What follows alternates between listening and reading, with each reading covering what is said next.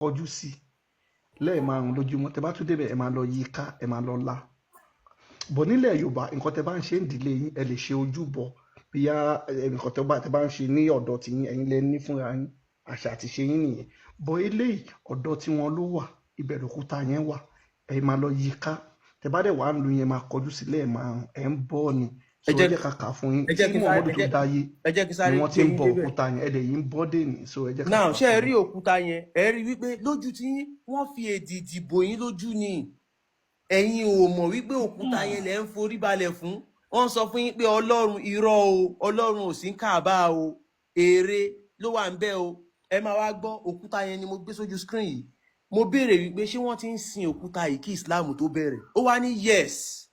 bẹ́ẹ̀ ni gbogbo ìṣàyẹn ló ti wà ẹ jẹ́ ká kà kí Islam ẹ tó jẹ́ ká ka bẹ̀rẹ̀ kínní but yìí ẹ̀sìn Islam madam dẹ̀ dé gbogbo ẹ̀ madam ẹ jẹ́ ká lọ́wọ́ ka tó kínní dára. yìí fún yín ẹ yé ṣíwájú ẹlẹ́ẹ̀dẹ́pẹ̀ ẹ̀jẹ̀ ká fún yín ní kẹ́lẹ́ ìṣíwájú gbogbo nǹkan tẹ̀ ń kà yìí ó ti wà before ẹ̀jẹ̀ á Islam ṣàlàyé fún yín mà ó ti wà before irọ́ tó Islam ti pa ẹ má convince mi ò anybody. kan ẹ ṣe sùúrù bóyá irọ́ là ń pa kí ló dé tí kò dá òkúta yẹn ó yẹ kó ẹ sún gbogbo òkúta ẹ̀kọ́ tẹ̀ ń yẹn kà yìí lóore ló wà ó ti wà ẹ bí ní Old sùúrù náà Testament ẹ ṣe jẹ́ wà ká dá yín tí lóhùn New ẹ ní Testament sùúrù wà ká dá yín gbogbo lóhùn ẹ̀ ti wà. so ẹ jẹ́ ká kà á fún yín ẹ má yẹ ká kàn wọ́n ní the Arabs before Islam referred and performed rituals. Oh, that's God.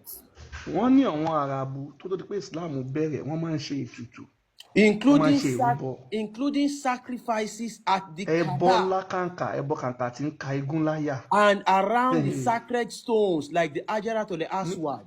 òkúta Kaaba yìí ẹbọ kàǹkà tí ń ka igun láyà wọ́n ń bọ wọ́n ń rúbọ. These practices were part of their polytheistic religion.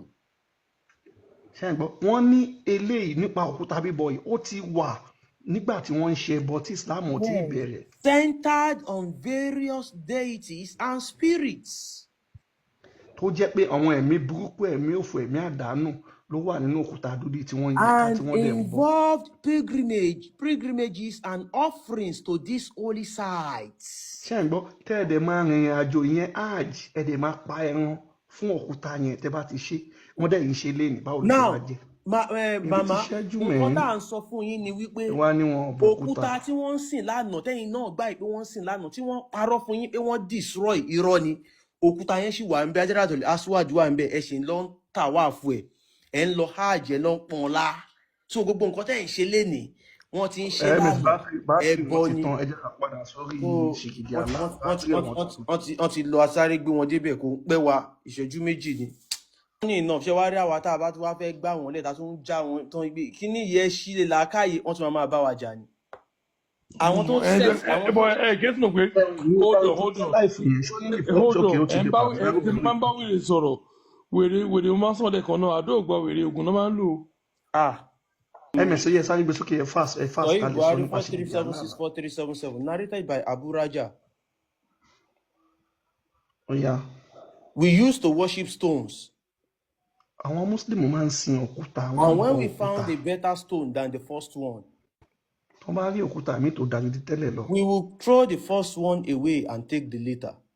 Wọ́n máa ju di tẹ́lẹ̀ nù, wọ́n á mú ìmí tí wọ́n bá rí. But if we could not get a stone, àmọ́ tí wọ́n bá rí òkúta then we will collect some earth. Wọ́n á bù iyẹ̀pẹ̀ wọ́n á and then bring a sheep. Wọ́n á mú ẹran àgbò àbí ràkúnmí àbí kẹ́tẹ́kẹ́tẹ́. And milk that sheep over it. Àwọn apá ẹ̀jẹ̀ àtògógó wọ́n pòpọ̀ wọ́n á fi máa pa òkúta. And perform the tawaf around it. Wọ́n á máa ṣe ètùtù wọ́n á máa yí kálẹ̀ méje. Òun lélẹ́yìn sìn the same thing that can be tí wọ́n náwọn ti ń ṣe kí Islam tó bẹ̀rẹ̀ wọ́n sì ń ṣe dì sí. Wọ́n dẹ́yìn ṣe dé ni. Wọ́n sì ń tawaf òkúta. Bàbá tí wọ́n fi fídíò ẹ̀ sí wọ́n á tún ní ẹ̀wọ̀n Pakistan. Wọ́n á láwọn Pakistan àtàwọn India. Wọ́n sì ń fẹ́ jẹ pálí. So nǹkan tí mò ń sọ Mr. YJ ni pé so Allah ó ti ère kan wà tó ń jẹ́ ère Allah tó ní ọwọ́ ọ̀tún méjì tí wọ́n fi orí ẹ̀ sọ Abdullah tó jẹ́ bàbá Muhammadu dẹ̀ kì í ṣe mùsùlùmí. So ìgbà tí Muhammadu dé Muhammadu ò mú Allah tuntun dé Allah yẹn náà ni Muhammadu ló gbé dé. Nǹkan tí Muhammadu sọ fún wọn ni wípé ẹ má pa nǹkan míì pọ̀ mọ́ Allah. Wọ́n gbà pé Ọlọ́run wọn pọ̀ bó ṣe ń gbá wọn kó ṣe mú ṣìgìdì àwọn kan mú òkúta àwọn kan mú oríṣiríṣi nǹkan lọ mú tó ń pè ní Ọlọ́run àwọn kan iná àwọn kan oòrùn, àwọn kan ìràwọ̀. Muhammadu wá ní irọ́, Allah yìí nìkan tó jẹ́ tìdílé tiwọn yẹn tóun jogún tó jẹ́ Allah, òun ló enforce lé gbogbo wọn lórí. Allah yẹn dẹ̀ ní ọwọ́ ọ̀tún méjì. Now òun ni wọ́n wá ń sọ ọ́nù Quran tẹ̀lé rí yẹn ọ̀rọ̀ Muhammadu ni. Muhammadu ló ń sọ̀rọ̀ tí wọ́n ń kọ́lẹ̀. Òun ló ń sọ wípé Jubril sọ pé kò séyàn kankan tí ó rí Jubril, kò séyàn kankan tó rí Allah nígbà tá Allah ń sọ̀rọ̀. Muhammadu nìkan ló ń dá gbọ́ ohùn, òun ló ń dá sọ̀rọ̀. Bẹ́ẹ̀mi náà ṣe ń bá yín sọ̀rọ̀, yèmi náà ń gbọ́ ohùn, mo dẹ̀ ń sọ̀rọ̀, mo dẹ̀ ń sọ fún yín pé olórí burúkú ni Muhammadu, irọ́ ló ń pa fún yín. Wọ́n dẹ̀ ń gbé kíní yẹn wá fẹ́mi náà ni. Èmi dẹ̀ ń sọ fún yín sì pé wọ́n ń gbé wá fẹ́mi. Ẹ gba èmi gbọ́ torí pé mi ń sọ èmi jẹ́ ọmọ ìlú yín. Ẹ dẹ̀ gba Muhammadu tó jẹ́ fọ́rínà, ẹ gbà á gbọ́, irọ́ dẹ̀ ló pa fún yín. Ṣé rí báyẹn sìn? The same thing tó ń ṣẹlẹ̀ sí mi tí Muhammadu ń gbọ́ bí mo ṣe ń gbóhùn, bẹ́ẹ̀ náà ni Muhammadu náà ń gbóhùn, kò yàtọ̀. Wọ́n tún gbé dé. The same thing. So Allah yẹn kò yàtọ̀ síra wọn, èrè ọlọ́wọ́ ọ̀tún méjì. Náà ibi tí mo wá ń lọ ní pé ǹjẹ́ mọ̀ pé Allah yẹn tí wọ́n ti ń sìn gbà yẹn, òun náà ni olúwa ilé Mẹ́kà, olúwa ilẹ̀ Mẹ́kà, the Lord, òun tún ni the Lord of Kaaba, torí Kaaba ti wà kí Islam tó bẹ̀rẹ̀. Mi mọ̀ báwọn pípú ìṣe ń ṣe kíní. Kaaba ti wà kí Islam tó bẹ̀rẹ̀. Wọ́n ti ń ṣe Allahu Akbar kí Islam tó bẹ̀rẹ̀. Allahu Akbar ẹ̀ ń ṣe lénìí.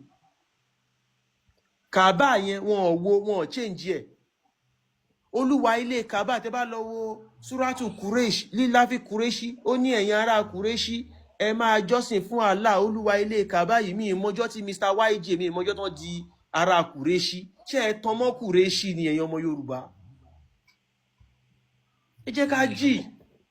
Ẹ wo mi investors ẹ ká bẹ́ẹ̀ lómi sọ̀rọ̀ àti pẹ́jù lórí. ms gbogbo wọn tó jagun fún Ìbàdàn, mi ò bí ẹ fọjọ́ kan rántí wọn rí. Wọn á lè jílẹ̀ máa nífẹ̀ẹ́ lọ́wọ́ lè wà sálà.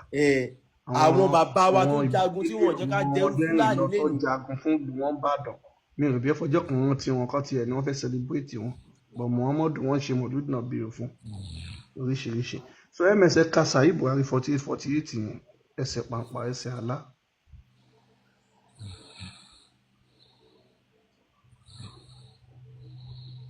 Èèyàn kan sùn. Ṣé mọ́kọ́ tó tiẹ̀ máa ń dùn? Ibẹ̀ wọ́n tó kinní kan yẹn ni wọ́n ti tó. Ẹ máa gbọ́ Sàyí Buhari 4848 narrated Anas. The prophet said, Muhammadu wípé the people will be thrown into the hellfire. Allah máa ju àwọn èèyàn sínú náà Jahannama wá. And it will say, Allah máa wá wípé, are there any more to come? Àwọn wo ló tún kù, àwọn wo ló yìí wà ńbẹ̀, àwọn wo ló tún fẹ́ wá, ta ló fẹ́ kú? Till Allah put his foot over it. Títí tí Allah fi máa gbé ẹsẹ̀ pàǹpá ẹ̀. And it will say, gbé ẹsẹ̀ sínú náà.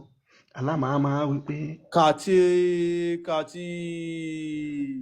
Allah máa sọ kàtìkàtì rádaràda, ẹ̀yin náà wò lẹ́nu Allah. Wèrè ló ń ṣe Islam yìí, mi tẹ́ mọ̀ báwọn èyí fẹ́. Ẹ fẹ́ ké ẹ̀yin. Ẹ̀sìn àwọn wèrè ni Ọlọ́run. Ẹ̀sìn àwọn wèrè gbà ni. Ọkọ̀ tó máa ń dùn mí ni pé àwọn àgbàlagbà, àwọn tó jẹ́ pé ẹ máa wò pé àwọn eléyìí wọ́n ti dàgbà, àwọn ọ̀rọ̀ tá máa jáde lẹ́nu wọn. Kí ni mi mọ àwọn mùsùlùmí wọn lè lo logic o, simple logic. Kí ni ìwà báyìí tẹ́lẹ̀ ó jẹ́ rí báyìí sí, kí ni yóò yàtọ̀ bó ṣe ń gbà yẹn bẹ́ẹ̀ náà ni wọ́n ṣe ń sìn. Àwọn torí pé àwọn kan wá sọ pé a ti wó gbogbo kí ni a ti dàwó. Ṣé bọ́n sọ fún yín ni ṣẹ́yìn rí fídíò evidence pé wọ́n wo ni? Irọ́ ni. Wọn ò wó nǹkan kan, wọn ò wó ṣìgìdì kankan, wọ́n scope yín. Àwọn olórí pípọ̀ ara wọn lọ kó àwọn ṣìgìdì yẹn ti kó sísàlẹ̀ Kaaba, wọ́n scope yín, wọ́n parọ́ fún yín ni. Yasin sí inú Yasin yẹn ṣìgìdì èrè ni. Dáhẹ́tì ni. Gbogbo àwọn èrè yẹn gbogbo ẹ̀ ló ṣì exist dè ní, wọ́n scope yín ni, wọ́n package ẹ ni. Ẹ̀yin ọmọ Yorùbá ẹ jí náà. A lè sọ kọjá bá ṣe ń sọ yìí.